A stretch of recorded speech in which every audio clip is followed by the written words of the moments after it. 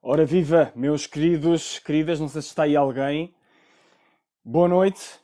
Vamos falar sobre propósito nas organizações. Quando alguém chegar, não sei se alguém tiver alguma questão relativamente ao tratamento do tema do propósito nas organizações, que a coloque, por favor, porque será muito mais enriquecedor do que eu estar aqui em monólogo, por muito interessantes que as ideias possam ser. E, portanto, a ideia aqui é muito simples. Todas as formas de vida, na minha interpretação, têm um propósito, uh, e todas as formas de vida são em si mesmas organizações. Se quisermos, boa noite Adélia e bem-vinda, obrigado por estares aí. E como organizações que todas as formas de vida são, estão sujeitas a um ciclo de manifestação da sua essência.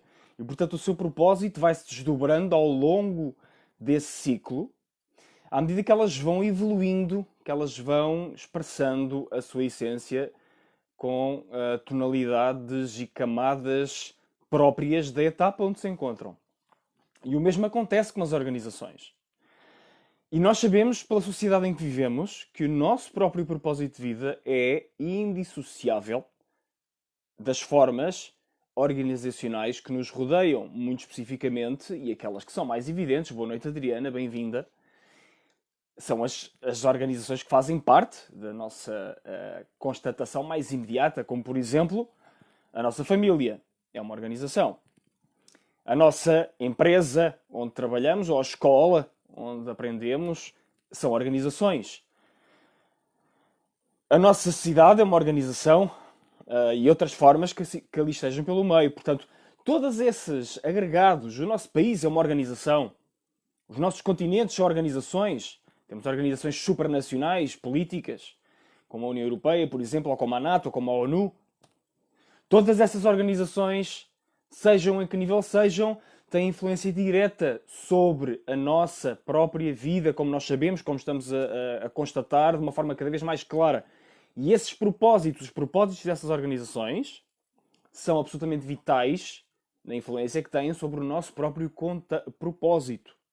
Em função do contexto que criam, da participação que têm, da influência, muitas das vezes absolutamente decisiva, determinante, na orientação que damos à nossa vida. E isso era muito mais claro há algumas décadas ou até centenas de anos atrás, na nossa civilização, quando a noção de livre-arbítrio não era tão clara e quando cada um de nós sabia o quão estaria vinculado ou vinculada às diretivas e diretrizes de outras organizações que superintendiam a nossa vida, como por exemplo as nossas igrejas, como por exemplo, lá está, os nossos empregadores. Era tido como certo, até há poucas décadas atrás, que o emprego era para a vida. Portanto, a orientação, o rumo da nossa organização empregadora, neste caso, era absolutamente decisivo. Nas famílias mais tradicionais, com um paradigma patriarcal estrito, não é? Em que o chefe de família seria o homem, a sua palavra era lei e, portanto, o que ele dizia era o que se aplicava nas orientações da família. Decidia, inclusive, a educação dos filhos, a profissão, as atividades, não só dos filhos como da esposa. Era uma determinação quase inabalável, pelo menos numa escala mais geral. Não quer dizer que não houvessem exceções. Mas, portanto, agora nós que temos uma sociedade mais individualista, com todas as vantagens e desvantagens que isso traz, não temos esta noção, pelo menos a alguns de nós, aqueles que são privilegiados em já viver com um certo nível de liberdade e de condução do seu próprio caminho, temos a noção de que estamos ao leme, digamos assim, e não estamos tão dependentes daquilo que outros possam determinar no nosso lugar, nem que seja aparentemente. O meu convite aqui para esta transmissão é que nós passamos a ter uma consciência cada vez mais clara sobre os determinantes do propósito das nossas organizações, que orientemos a nossa perspectiva nessa direção, pelo menos, que possa aqui, para quem ainda não o faça, despoltar essa consciência, a tomada de consciência sobre vários mecanismos, vários gatilhos que fazem com que o nosso propósito seja indissociável do propósito das nossas organizações. E, portanto, o propósito para aqui é, além de responder às vossas questões nesse sentido, eu espero que coloquem questões. Quem tiver questões. Boa noite, Julieta, bem-vinda. De que maneiras é que vocês acham, para já o que é que gostavam de saber relativamente a propósito de organizações que acham que têm influência no vosso próprio propósito de vida? De que formas é que vocês acham que as direções, as orientações de propósito das nossas organizações determinam ou co-determinam os nossos próprios propósitos?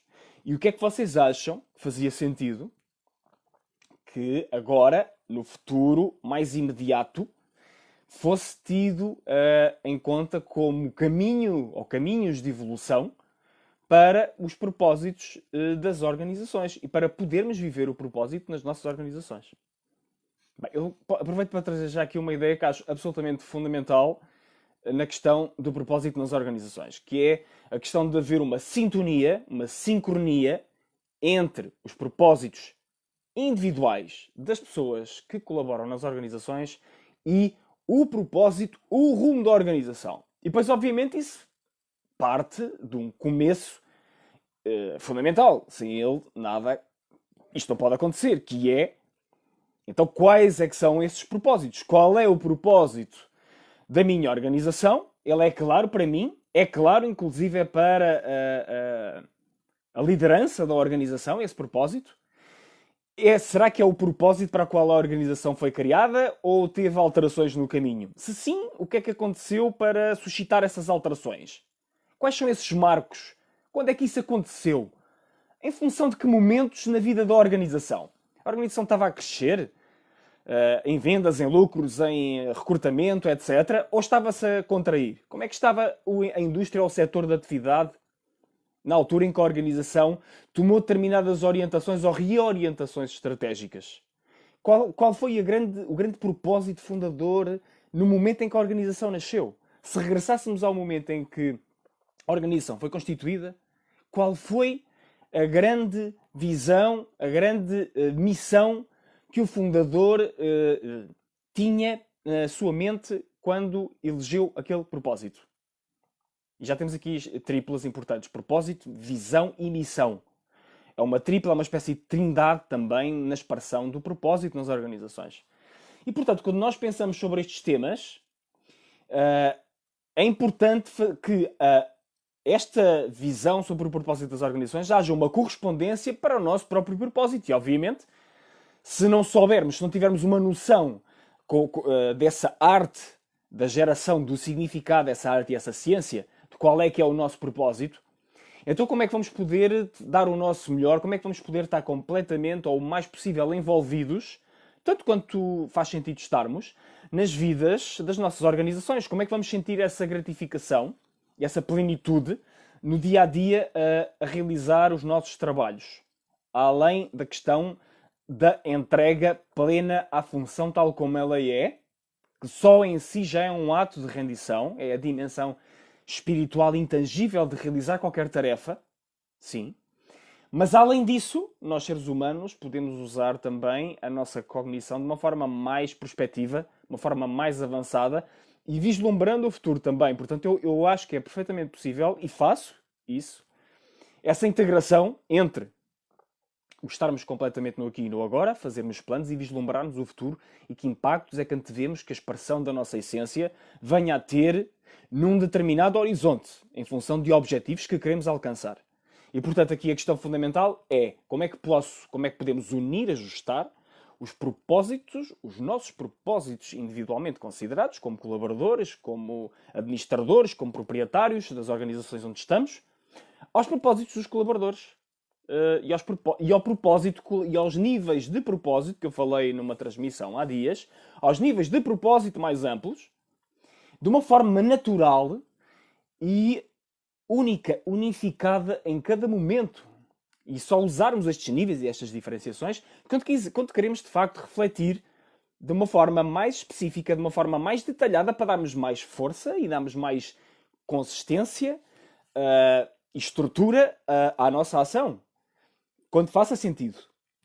Portanto, aqui estes processos de reflexão o que fazem é pegam nas várias dimensões, nos vários níveis do propósito, Os vários níveis onde se reflete, e voltamos aqui às definições tradicionais de propósito, das nossas paixões, os nossos interesses, os nossos dons, talentos, capacidades, competências, contextos onde estamos, preferências pessoais, etc, etc. Relacionamentos que amplificam esse mesmo propósito, obstáculos ou resistências que possamos usar na realidade como caminhos para desenvolver mais daquilo que já somos, e então pegarem todos esses fatores, que são os fatores tradicionais que costumamos associar a propósito, e orientá-los e confluí-los para onde estamos. E sabemos que as nossas organizações são parte integrante, significativa da nossa própria vida, e portanto é absolutamente vital que comecemos por entender quais é que são esses propósitos. Ponto número 1. E depois, ponto número 2, perceber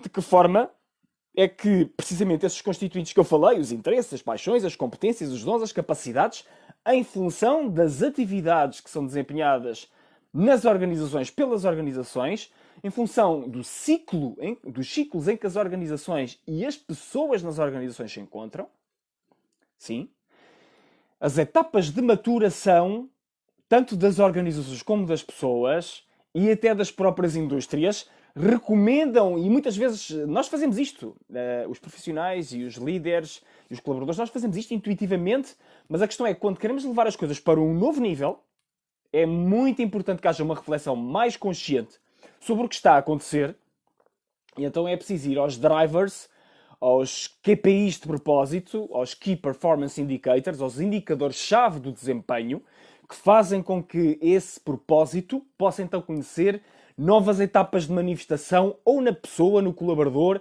ou na organização, ou em ambos. E na realidade são indissociáveis um do outro. Mas a questão é, vamos imaginar que uma organização tem um novo marco de atividade, um novo milestone na sua atividade. Quer conquistar um novo mercado, por exemplo, quer internacionalizar-se, ou tem de introduzir um novo produto ou serviço que vai ser absolutamente decisivo na angariação de mais rendimentos, de mais fontes de receita. É muito importante entender, nesse contexto, eu acho, de uma forma o mais precisa possível, para reduzir a incerteza associada a essa iniciativa, é muito melhor do que simplesmente meter o dedo no ar, a ver onde é que veio o vento e dizer eu gosto mais daquelas pessoas do que daquelas, falo mais no corredor com aquela pessoa do que com a outra, lembrei-me agora desta pessoa do que da outra. Não quer dizer que isso, a intuição não funciona, e funciona, não quer dizer que esse tipo de insights implícitos seja útil, porque é, ou pode ser, quando não são deturpados em termos daquilo que deveriam ser os princípios, os valores e a ética, uma ética de mérito no acesso às oportunidades dentro das organizações, e nós sabemos que não é sempre assim. Mas em cima disso, ou além disso, ou a par disso, deve também haver uma perspectiva clara, na minha opinião, de indicadores que nos devolvem uma base para podermos tomar decisões mais claras. Como, por exemplo, quem é que usa os perfis dos interesses, das capacidades e das competências que não estão a ser aplicados na função do colaborador? Quem é que os usa para, por exemplo, tomar decisões e para afetar um ou outro colaborador a determinados projetos ou determinadas iniciativas?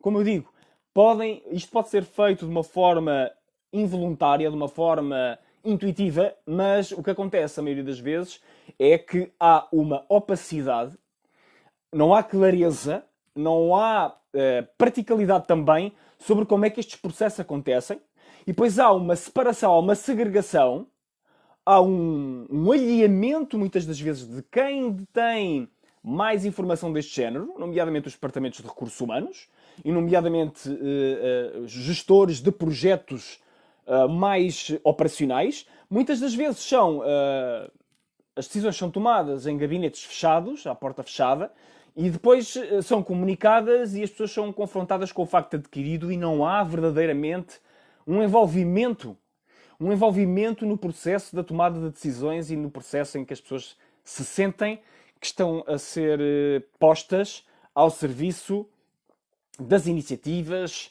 das novas oportunidades, das necessidades concretas, das atividades que têm de ser desempenhadas pelas organizações. E depois as pessoas queixam-se, as pessoas, tanto acima como abaixo, queixam-se a propriedade, queixam-se a gestão, queixam-se os colaboradores, queixam-se os stakeholders em geral, para usar aqui a terminologia da gestão, queixam-se que na realidade os envolvidos no processo de geração de valor da organização, queixam-se de que não há envolvimento dos colaboradores. E depois vêm para a praça pública pessoas às vezes dizer que os colaboradores não querem trabalhar, querem ir para a praia, ou querem ir para o centro comercial, ou querem ir para o shopping, querem sair mais cedo, etc, etc. Pois é natural que assim seja, porque é um instinto básico, natural do ser humano que quando não se sente valorizado, não se sente útil e não se sente ao serviço de uma causa maior do que ele mesmo, é natural que ele procure outras atividades nas quais dedicar a sua atenção, a sua energia e o seu tempo. Mas quando o ser humano, como qualquer ser humano, se sente altamente vinculado a uma causa e sente que essa causa não pode progredir de uma forma que faça verdadeiramente sentido e que se manifeste em pleno sem o seu contributo, o ser humano entrega-se, o ser humano dedica-se. E nós vemos isso múltiplas vezes ao longo da história, vimos isso, estamos a assistir a um momento em que isso está particularmente à tona, agora, com esta quarentena, Covid-19, eu acho que porque claramente estão a vir à tona iniciativas de cariz social, estamos a assistir a mais solidariedade, estamos a assistir a pessoas que colocam a sua capacidade instalada, estava a pensar no caso da hotelaria, por exemplo, dos hotéis e dos donos de propriedades de arrendamento, de guest houses, etc., que estão a facilitar, por exemplo, quartos para profissionais de saúde que estejam deslocados ou precisem descansar ou que não tenham essa possibilidade agora nestes tempos de aceder na proximidade, sem terem de fazer grandes deslocações para o local onde moram, a esses sítios onde podem alojar-se e descansar e alimentar-se, etc. E, portanto, isto são apenas exemplos muito específicos e muito claros, muito concretos, de como o propósito, porque isto são propósitos, é uma causa maior do que nós mesmos, em que estas pessoas olham para a necessidade para o bem comum e pensam, calma lá, eu estou a ter quebras de ocupação, no caso da hotelaria, estou a ter quebras de ocupação tremendas em função das quebras imensas nas deslocações, nos alojamentos, nas marcações, etc. Portanto, não posso eu colocar isto ao serviço e, eventualmente, e com certeza que pode passar pela mente de alguns, e eventualmente beneficiar de alguma publicidade extra associada à minha marca, ao meu empreendimento, aos meus alojamentos, à minha própria pessoa, estar vinculada a este tipo de tarefas? Sim ou não? Tipo de serviços, tarefas, de abnegação, de generosidade, de dádivas? Pois eu acho que sim. Acho que sim. Mas se assim for, é negativo uma pessoa querer participar também na sua retribuição. Não, obviamente que é uma decisão de negócio e deixa de ser uma decisão de generosidade pura e crua, digamos assim. Mas é uma decisão que serve muito mais à sociedade do que, por exemplo, pôr garrafas ou embalagens de desinfetante custarem 5, 6, 10 vezes mais, como também aconteceu, não é? Algumas iniciativas oportunistas de algum empresariado sem escrúpulos e que ainda é muito mais do que o que devia ser, de que colocaram então essas embalagens do desinfetante das mãos e outras coisas a preços exorbitantes e portanto, basicamente retirarem essas oportunidades de muita gente que poderia precisar e a esmagadora maioria, provavelmente com acesso a baixos recursos e que são precisamente a população mais em risco, que são os idosos. A falta de sentido de envolvimento, estás a dizer, Julieta, quebra qualquer estrutura, confiança e liderança é o futuro da organização. Reestruturar nessa direção faz sentido. Completamente. Completamente. Concordo a 100%. Primeira vez que vi essa ideia tratada de uma forma muito clara e que me tocou profundamente em termos emocionais foi num livro chamado, tenho aqui ao lado, chamado O Oitavo Hábito da Eficácia à Grandeza. O livro de Stephen Covey, que eu considero que é o melhor livro dele. E basicamente esse livro dele é todo só sobre dar voz a todas as pessoas na organização. Primeiro, descobrir a própria voz, e a voz, ele define a voz como eu defino propósito, portanto, para ele a voz é a expressão autêntica de quem somos. E dar voz, começar os próprios líderes descobrirem a sua própria voz, libertarem a sua própria voz, todo o seu potencial de expressão autêntica, para depois poderem infectar, entre aspas, e aproveitando o termo nesta altura, contagiar positivamente os seus colaboradores e ajudá-los eles mesmos a libertarem a sua própria voz, para que todos, nas posições onde ocupam, ajustados precisamente ao papel que desempenham na organização, poderem libertar a sua própria voz e dar muito mais de si, gerar muito mais compromisso, muito mais envolvimento, muito mais produtividade nas próprias organizações, com poupanças de custos tremendas, ou no mínimo dos mínimos, com um aumento de produtividade, de rendibilidade dos ativos, neste caso dos colaboradores, que são o grande ativo, são o único verdadeiro ativo de uma organização, eu atrevo-me a dizer, mais até do que outras coisas que nós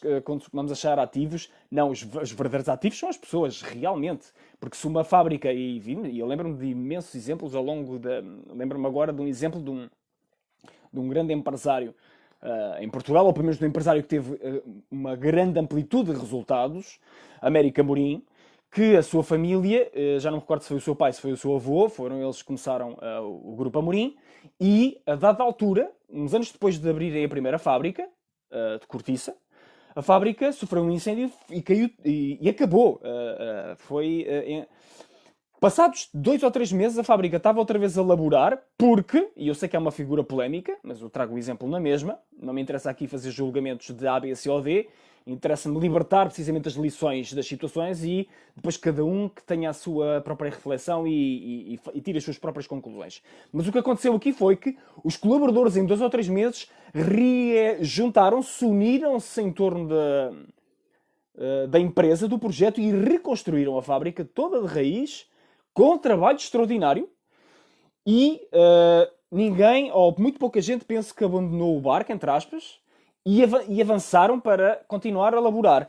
E, portanto, isto é um exemplo claro de como o verdadeiro ativo são as pessoas, não são os bens materiais. O verdadeiro ativo são as pessoas quando estão envolvidas, juntas, fazem aquilo que aparentemente são milagres. Na realidade não são milagres, na minha opinião. Na minha opinião, há uma dimensão milagrosa aí a operar, além da agência dos seres humanos, e eu com certeza que acredito nisso, mas o que há, muitas das vezes, é um efeito exponencial das sinergias que estão a operar quando nós todos nos unimos e que geram resultados que eram completamente imprevistos até então. Por isso é que eu acredito, como disse ontem, e já disse antes, que o rendimento básico e incondicional é absolutamente vital para libertar potencial que até então tem estado a ser destruído na esmagadora maioria da humanidade, e que assim que essa base, esse cushion, não é? Essa almofada de segurança, de sobrevivência, estiver assegurada para todos, o que vai acontecer é que vai haver uma libertação de potencial criativo, energia que antes estava a ser canalizada ou simplesmente destruída pela tensão, pelo medo, pela ansiedade. Essa energia deixa de ser destruída e passa a ser canalizada para empreendimentos criativos em que as pessoas vão desfrutar, vão sentir o prazer de estarem a criar a partir daquilo que elas são, de estarem a canalizar os seus interesses, as paixões, os dons, os talentos, as capacidades, as competências, todas na direção de criar algo com os quais se inspirem, de estarem a querer envolver outros no processo, de estarem a desenvolver a sua própria mestria, a sua competência, as suas capacidades de organização, de integração. Tudo isso começa a ganhar novas cores e os efeitos em catadupa são imprevisíveis. Para o bem. Para o bem. E os efeitos colaterais ou secundários da implementação de uma medida dessas no curto prazo, que poderiam ser aquelas pessoas que agora vou ficar todo o dia com o comando na mão, a frente à televisão, a ver jogos de futebol, novelas, séries, filmes. Não vou fazer mais nada. Estou aqui muito bem, tenho o meu rendimento básico e condicional, portanto não quero saber mais nada. Deixem-se estar. Eu acho que, além desse efeito poder acontecer no curto prazo, mas ser negligenciável, na minha interpretação, a dada altura é o inverso. Há de haver uma percepção clara de que isso, as pessoas vão se fartar. Também se fartam, da mesma forma que acham que isso é o santo grau, vão se fartar. Certo? Da mesma forma, e isso é a grande magia do empreendedorismo iluminado, por assim lhe dizer, que basicamente iluminado é apenas uma palavra para dizer que é movido a satisfação, movido a alegria, movido a entusiasmo, a vontade de fazer acontecer, não com aquela energia seca, aquela tenacidade seca do medo de que, meu Deus, se eu não faço isto acontecer eu vou morrer à fome. Não. Com aquela energia forte e afirmativa de que eu nem sei quais é que são os meus limites, eu continuo a crescer, eu continuo a avançar, eu continuo a ir mais além. E então imaginamos um mundo em que isto existe nas organizações, em que isto se transfere. No mundo em que as organizações têm de facto procedimentos, processos, sistemas, métodos implementados em que consideram como processos-chave, processos core, consideram como atividade-chave no seu modelo de negócio, não é? Quando alguém estiver a fazer um exercício com, por exemplo, um Business Model Canvas, uma tela de prototipagem de modelos de negócio, ou ajuste de modelos de negócio, ou reflexão, revisão, planeamento, prospectiva sobre os modelos de negócio, essa pessoa olha para a tela, para os 9 blocos constituintes, não é? E muitos de vocês, se calhar, não vão conhecer, mas eu vou deixar, assim, muito sumariamente no vídeo gravado. E não querem colocar mais questões? Eu vou continuar. Tela, temos o primeiro bloco, ou pelo menos na ordem que eu estabeleci para o meu próprio trabalho. O primeiro bloco é a proposta de valor, é o bloco central, focal, na tela. Depois, na minha proposta de trabalho, o segundo bloco são os recursos-chave, que está à esquerda para baixo. O terceiro bloco é a estrutura de custos, portanto é o que vai suportar o acesso a esses recursos-chave. O quarto bloco é a fontes de rendimentos, que está cá para baixo, no canto inferior direito da tela, como quem olha. O quinto bloco são as atividades-chave, que está mesmo por cima do bloco dos recursos. O sexto bloco são os canais de clientes, que está à direita da proposta de valor, cá para baixo. O sétimo bloco são relações com clientes, está por cima deste bloco dos canais de clientes, absolutamente vital. O oitavo bloco são as parcerias-chave, são os parceiros-chave que fazem com que o modelo de negócio possa alavancar e crescer.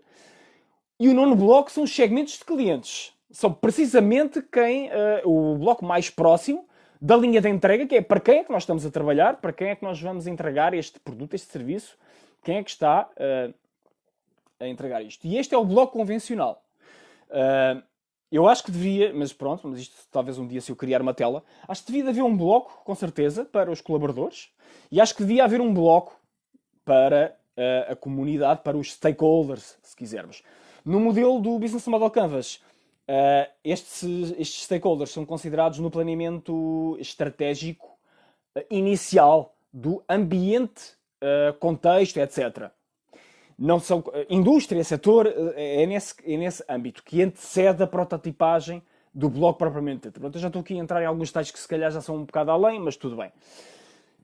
E portanto o que acontece é, se nós tivermos linguagens, métodos, procedimentos, ferramentas, sistemas para, nas organizações, mantermos sempre presente em todas as unidades, em todas as pessoas, o propósito dessas mesmas pessoas, em conexão com o propósito da organização e linhas de contacto, caminhos, vias de comunicação, de alimentação muito claras entre estes propósitos, e é aqui que eu quero chegar,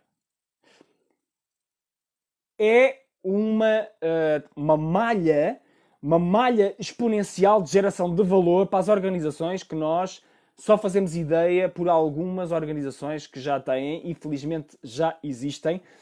Alguns exemplos também são mais ou menos polémicos em função dos gostos e das percepções que as pessoas possam não ter sobre as organizações. Temos organizações que supostamente são purpose-driven, que estão nas bocas do mundo, outras nem tanto. Há organizações que são faladas de serem purpose-driven, como por exemplo a Tesla, e as outras organizações de maior protagonismo, mais nos holofotes de Elon Musk, como a SolarX, por exemplo, ou a Space City, que supostamente são empresas altamente propositadas, com esta figura carismática e emblemática que é Elon Musk, então a transmitir todo o seu carisma, todo o seu idealismo, toda a sua capacidade de sonhar, toda a sua visão, que é um visionário, toda a sua capacidade de ampliar o horizonte por completo, indo além do planeta Terra, para as pessoas e a partir daí gerando altos níveis de entusiasmo, de inspiração e de commitment, de belonging das pessoas, de compromisso, de vínculo. Agora estava a usar outra vez a terminologia inglesa, peço desculpa.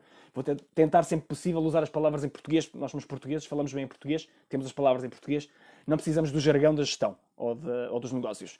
Mas, portanto, gerando essa integração, esse envolvimento que faça com que as pessoas libertem o melhor do seu potencial e que sintam que isso é genuíno, que é verdadeiro, porque esse é outro dos riscos nesta altura, mas é um risco que vai, na minha opinião, rapidamente ser posto em xeque de uma forma cada vez mais eficaz, que é o risco de não haver autenticidade, ser só lenga-lenga, ser só conversa para as pessoas serem levadas, conduzidas, manipuladas a investirem o seu cash, o seu dinheiro, o seu tempo, a sua atenção, a sua energia a promoverem ou dedicarem a trabalharem para projetos que na realidade não as consideram e não as respeitam. É um risco, mas eu acho que esse risco vai sendo também cada vez mais gerido e gerível à medida que todos vamos tendo os olhos cada vez mais abertos. E o que é ter os olhos cada vez mais abertos? É conhecermos cada vez mais os contextos em que operamos. Conhecemos cada vez mais como é que os negócios e as organizações funcionam. Não só no palco, como nos bastidores. É importarmos cada vez mais com isso. E, portanto, eu agora, nestes últimos minutos, antes de terminarmos, eu queria sugerir alguns livros que eu acho que vocês... Eu vou fazer, vai ser muito tipo razia, mesmo, para ficar aqui a informação o mais ampla possível, para poderem investigar, sem entrarmos aqui em detalhes retirados do contexto da vossa própria vida, do vosso próprio trabalho. E, portanto, eu vou começar aqui por este livro. Muitos destes livros eu tenho em versão inglesa, mas eles existem em português. Portanto, podem investigar pelo título.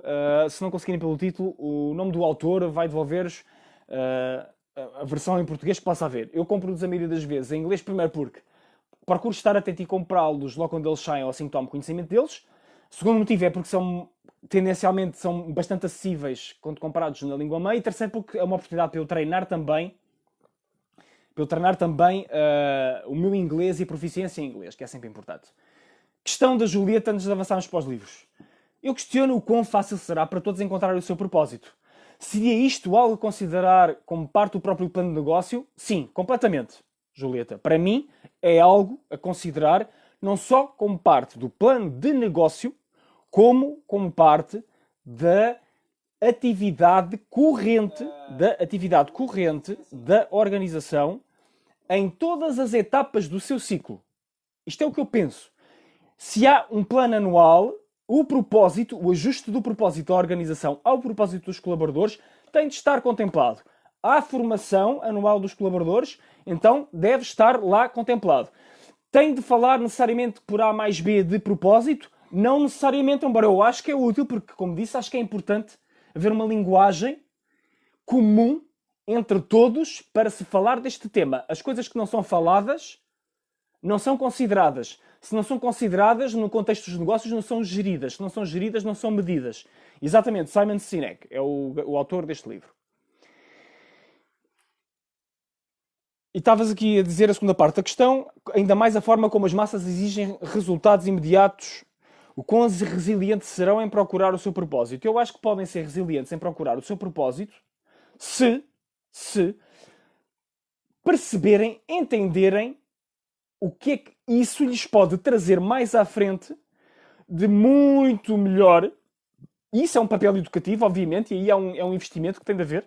Tem de haver esse investimento em educação. Não há outra forma. Tem de haver um investimento claro em educação, acima, abaixo, à esquerda, à direita, o que quer dizer acima e abaixo, é na liderança, na propriedade, na gestão, nos colaboradores. Tem de haver um ambiente de aprendizagem, tem de ser, como dizia o Peter Senge, no seu livro The Learning Organization, tem de ser organizações de aprendizagem que envolvam todos os stakeholders, para todos os protagonistas, todos aqueles que têm interesse no contexto da organização, e somos cada vez mais todos nós, têm de ser envolvidos, ou devem ser envolvidos, de uma forma aberta na vida da organização e saber o que é que ela representa. Vamos, por exemplo, dar o exemplo da Tesla, que chegou ao ponto de pôr no espaço público uma patente sobre como funciona a geração de energia para o Tesla. Agora, tecnicamente, não sei exatamente qual foi a patente libertada, mas libertaram esta patente, além de ter sido uma iniciativa de marketing, promoção brilhante, brilhante, relações públicas brilhante, foi também uma oportunidade para, de facto, alimentarem o motor de inovação na indústria e criarem um ambiente competitivo / cooperativo, todos a trabalharem na mesma direção na indústria automóvel para gerar soluções cada vez mais potentes e cada vez mais rápidas e intensas a produzir inovação. E, portanto, claramente que eu acho que o caminho passa por aí. Indo aqui para os livros outra vez. Start With Why, Simon Sinek, um livro brutal. Muito simplesmente este livro fala que se no centro tivermos um porquê suficientemente claro, forte e mobilizador, depois os como da organização e os o quê da organização, os como os tais processos, métodos, sistemas, e os o quê as tais iniciativas, projetos, produtos, bens, serviços, tudo aquilo que seja mais concreto, tudo isto vai ter uma força e uma vitalidade completamente superiores face à ausência de não o ter e vai gerar sinergias imensas para a organização. Portanto, esta é a grande proposta do Simon Sinek no seu Start With Why. Drive de Daniel Pink, mais focado no alinhamento dos recursos humanos, em termos da transição de uma motivação extrínseca, baseada em recompensas ou punições externas, para uma motivação que ele chama 2.0, motivação intrínseca. E basicamente o que ele diz é que essa motivação alimenta-se de 3 grandes fatores: a autonomia, mestria e propósito. É outro dos clássicos de propósito nas organizações, um livro que deve mobilizar claramente todo o tipo de iniciativas associadas a recursos humanos, medição de desempenho, recompensações, remunerações, etc. Portanto, mais um livro recomendado. Daniel Pink, Drive. Story Driven. Não precisas de competir quando sabes quem és. You don't need to compete when you know who you are. De Bernadette Giva. A grande nova guru, entre aspas, do marketing baseado no propósito. E este livro é muito especificamente storytelling, marketing com storytelling baseado no propósito. Se houver um entendimento muito claro da organização sobre aquilo que é, o que representa e o que quer alcançar, não há necessidade de competir com ninguém. A diferenciação, essa diferenciação é inatacável e irrepetível, e a organização tem probabilidades expandidas de ter sucesso a partir disto. É um livro muito, muito, muito inspirador, quanto mais não seja porque muito sistemático na forma como apresenta o modelo, tem montes de questões que podemos responder para nos ajudar a libertar mais propósito nas nossas organizações. E tem outra coisa, tem uma lista de organizações aqui, que vocês não conseguem ler, mas pronto. Tem uma lista de organizações, incluindo a Tesla, a Wikipédia e outras organizações, o IKEA, por exemplo, e outras organizações menos conhecidas, o Virgin Group, que é muito conhecido também, de como eles fazem para integrar esta dimensão do propósito e como libertam valor a partir daqui. Marketing, storytelling, portanto, é a dimensão do marketing e da promoção baseada no propósito. Brutal. Este livro eu não li, Good Business, do responsável do Fluxo, que eu tenho uma dificuldade tremenda em pronunciar o seu nome, mas eu vou tentar. O Sr. Mihaly Csikszentmihalyi. Não sei se é isto. Talvez. Este livro foi recomendado, é um livro já com alguma antiguidade, 2003. Este livro está assente em basicamente 3 premissas. E essas 3 premissas são: primeiro, a organização deve ter como princípios um propósito societário muito claro. Este é um daqueles livros que está na minha anti-livraria, ou na minha anti-biblioteca, anti-library, e que eu ainda não li, porque não tenho tempo para ler tudo que os melhores livros têm, mas pronto, gostava de ler. E vou ler com certeza se houver algum projeto que justifique. 3 princípios fundamentais deste livro. Primeiro, a organização deve ter um propósito e um impacto societário muito claro. Qual é o bem, além de meter dinheiro no bolso de seu e dos colaboradores e gerar lucros, qual é o impacto societário? Essa é a primeira coisa. A segunda coisa, desenvolvimento dos seus colaboradores, de que forma é que vai desenvolver os seus colaboradores. E a terceira coisa é de que forma é que o produto beneficia a humanidade e beneficia realmente a humanidade. Portanto, essas são as premissas deste livro. Um livro para estes tempos, claramente, Unleashing the Idea Virus, de Seth Godin, como libertar o ideia vírus.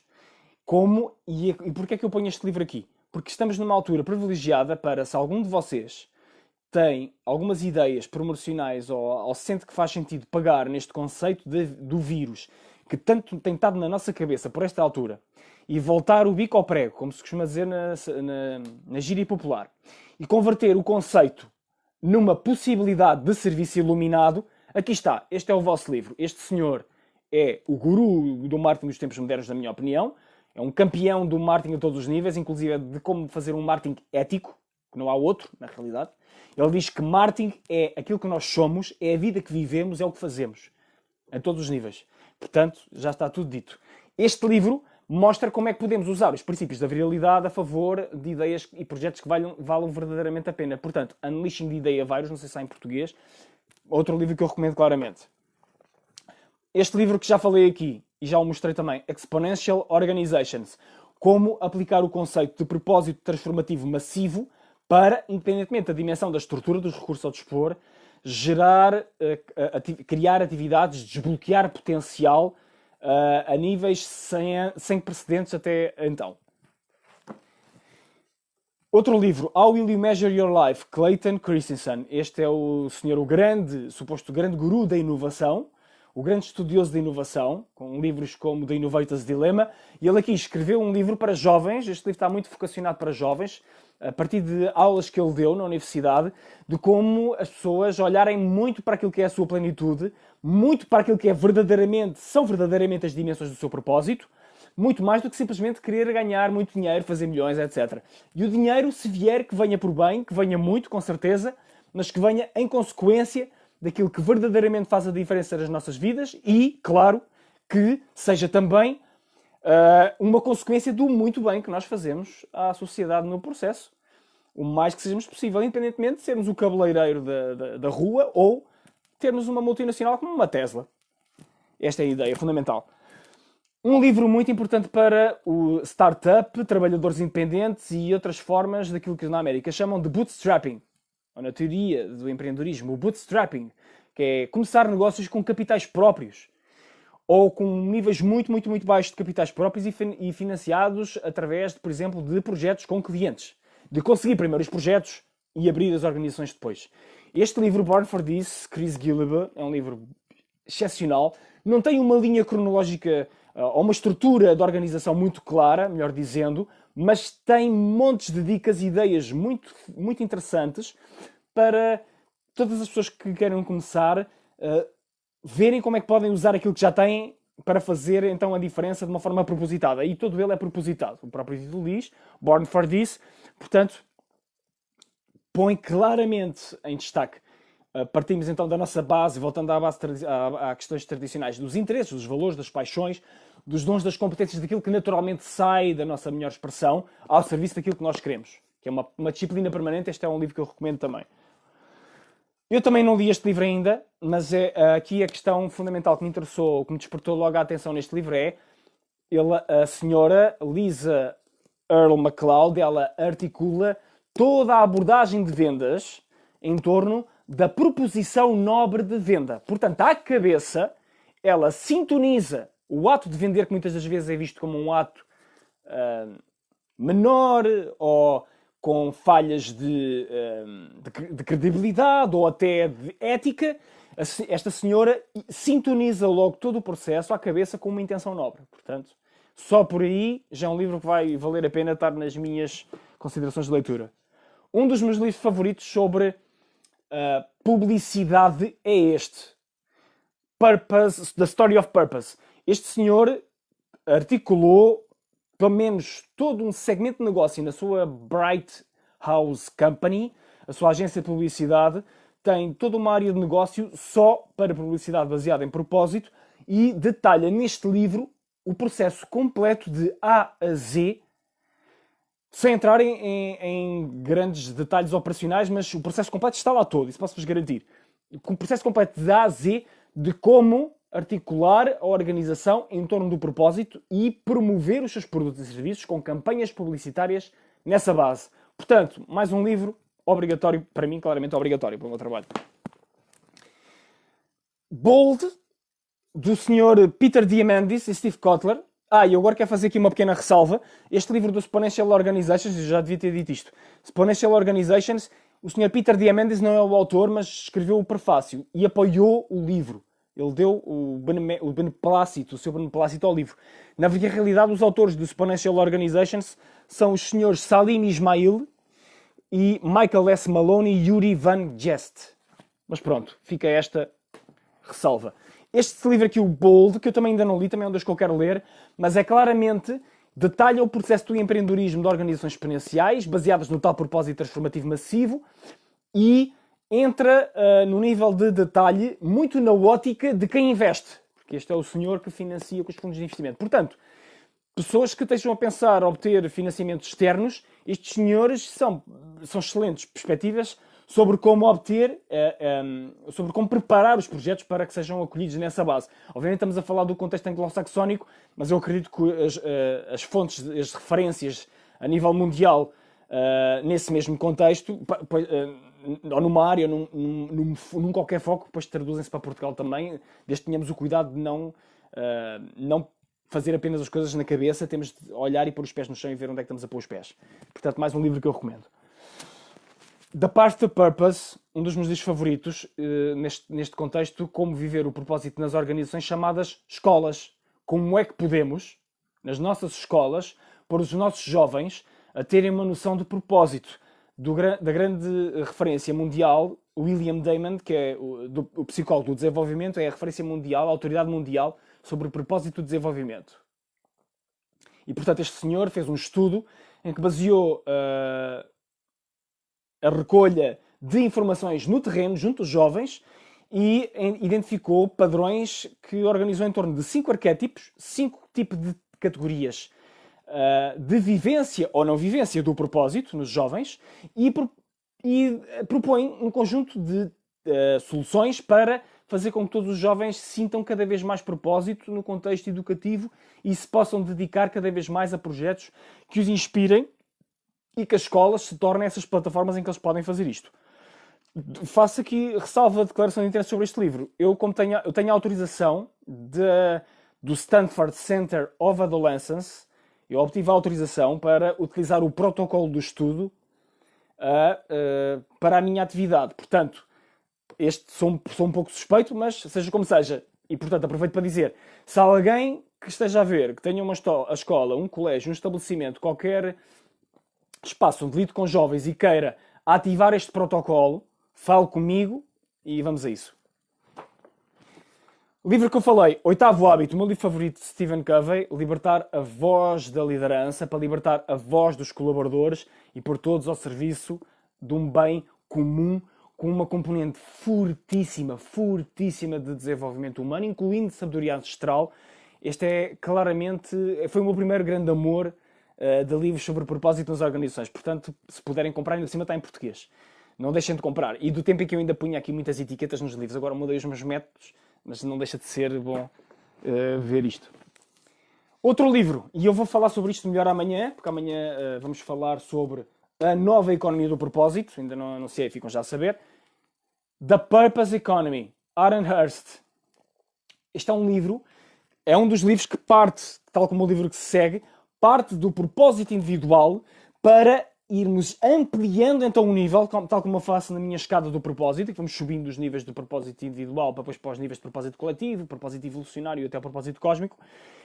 Este livro faz a mesma coisa e usa algumas ferramentas que são muito úteis, incluindo as ferramentas de, primeiro, entendermos onde é que estamos na trajetória e na caminhada da organização, no seu ciclo de vida, qual é a etapa que nós estamos em termos de implementação dos nossos produtos no mercado, e isto pode ser extremamente útil, ou é absolutamente útil, para lançar novos produtos. Não é? Vamos imaginar que a organização não quer ir com demasiada força logo a tirar-se para o propósito, quer apenas abrir uma unidade de negócio mais purpose-driven, com mais força, para testar as águas antes de se lançar em grandes viagens. Então, este é o livro a considerar e a ferramenta de consideração da curva de difusão de inovações é a ferramenta a usar. Perceber qual é o caminho a trilhar para poder chegar a uma audiência mais mainstream, digamos assim, à primeira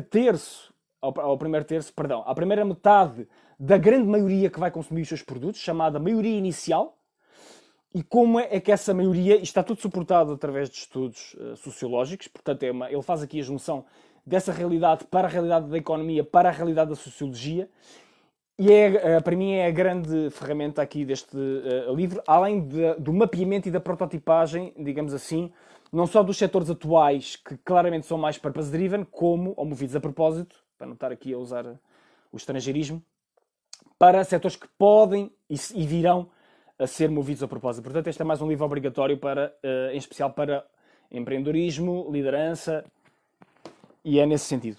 O outro livro, adoro este livro, da senhora Nilofer Merchant, The Power of Onlyness. Ela pega no conceito de unicidade para criar um livro absolutamente extraordinário, cheio de casos de estudo inspiradores, muito focado nas minorias e muito focado em grupos de desvantagem com o modelo civilizacional do patriarcado, que ainda temos, nomeadamente mulheres, negros, etc, etc.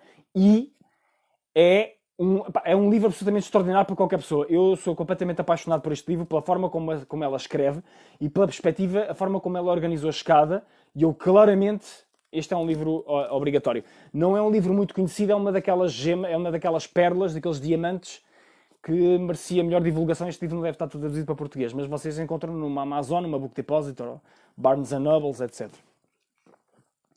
Já só faltam dois. Range. Porque é que os generalistas, isto não é um livro especificamente sobre o propósito, mas fala sobre o propósito também, sim.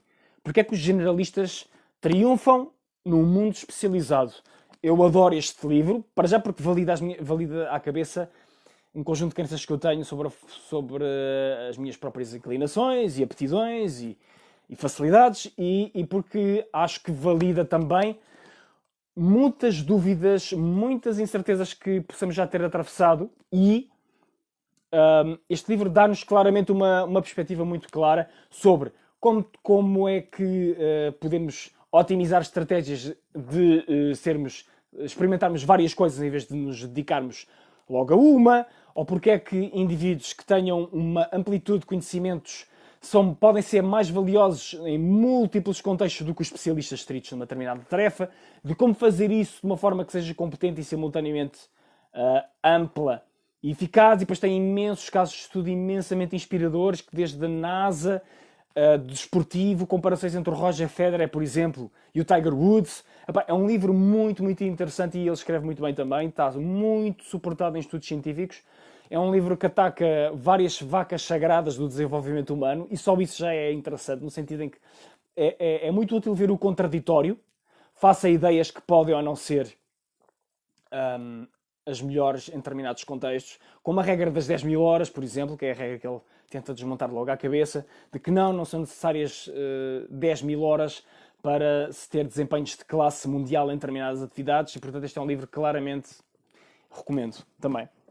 Penúltimo, The Second Mountain, de David Brooks. Não, eu vou antes deixar este livro para o último, que este é o livro que eu acho mais importante, vou deixá-lo para o último. Penúltimo, Principles, de Ray Dalio. Os princípios de empreendedorismo na ótica daquele que passou de empreendedor com uma pequena casa de investimentos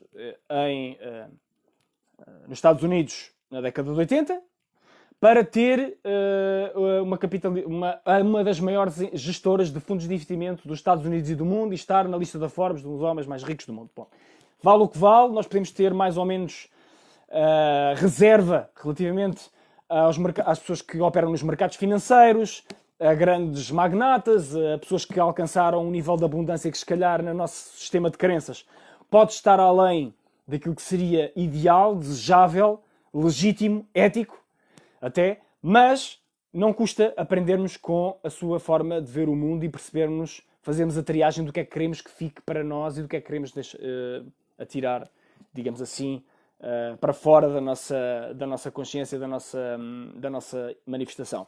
E, portanto, este senhor, o que me agrada imenso do senhor Ray Dalio, é a forma como ele une os princípios da construção de negócios à jornada do herói, que é uma jornada que partiu de um trabalho mitológico, e entra com um nível de detalhe que eu acho fascinante, faz lembrar os meus tempos da contabilidade e da auditoria. Isto parece um plano oficial de contas, ele aqui a apresentar os seus princípios, ponto por ponto, com linhas, detalhadamente. É o nível de granularidade e de ativação que este livro permite, que para mim é absolutamente fascinante.